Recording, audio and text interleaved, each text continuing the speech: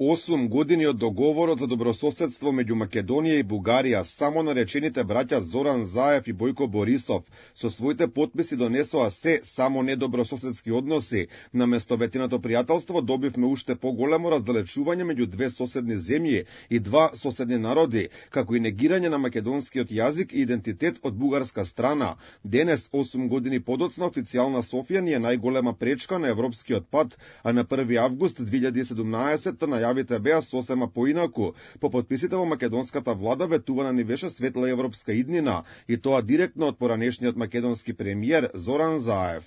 Република Македонија и Република Бугарија направија историски чекор напред.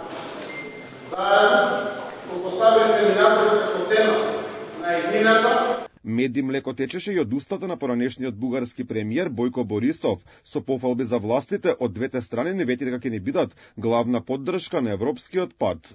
Затоа искам да поздравя и премиера Заев, външните министри и екипите им. Работиха няколко месеца изключително активно, за да имаме подписания договор с толкова хубавото име добросъседство.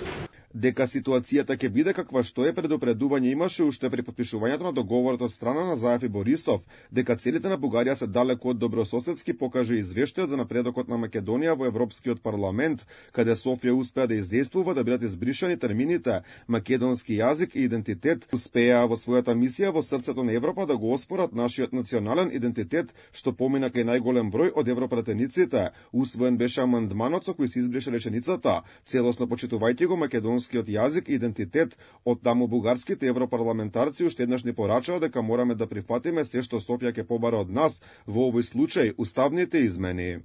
Вметнувањето на бугарите во сите релевантни делови од уставот, почитување на договорот со Бугарија од 2017 и преговарачката рамка нема да го нарушат вашиот идентитет. Секое пролонгирање на реформите за членство ќе го направи токму тоа. Од овој договор произлегува и сите протоколи кои подоцна ги подпишаа македонските и бугарските власти, со кои барањата на Бугарија станаа дел од преговарачката рамка со Европската унија, односно сега и европски услови. Од добрососедскиот договор произлезе и заедничката историска комисија која досега договори дека цар Самуил, светите браќа Кирил и Методи, свети Климент и свети Наум покрај македонски биле и бугарски, додека пак Самуиловото царство во македонската историографија стана бугарско.